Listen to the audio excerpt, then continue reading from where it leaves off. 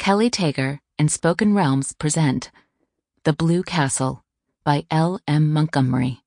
Narrated by Kelli Tager. Chapter 1. If it had not rained on a certain May morning, Valency Stirling's whole life would have been entirely different.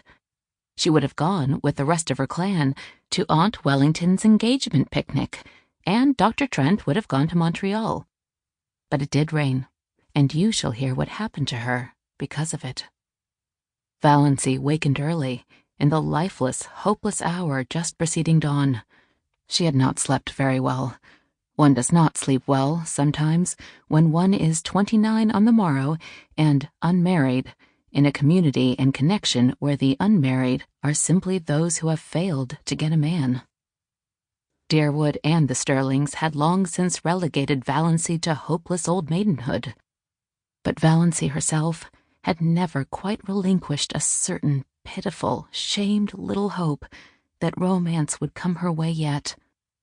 Never until this wet, horrible morning, when she wakened to the fact that she was 29 and unsought by any man.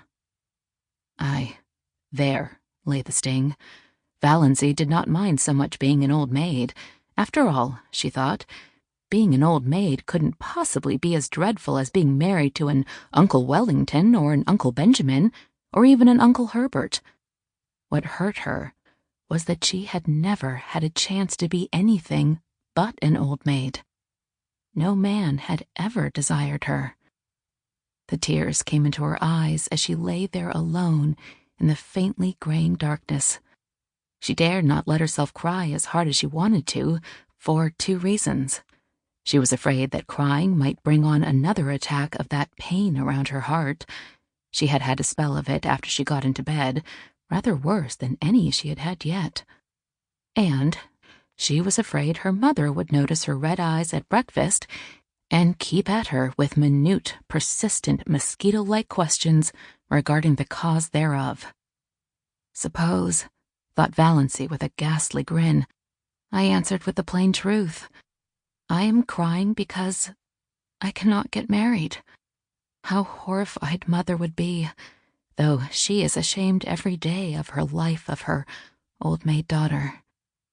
But, of course, appearances should be kept up. It is not, Valency could hear her mother's prim, dictatorial voice asserting. It is not maidenly to think about men. Sample complete. Ready to continue?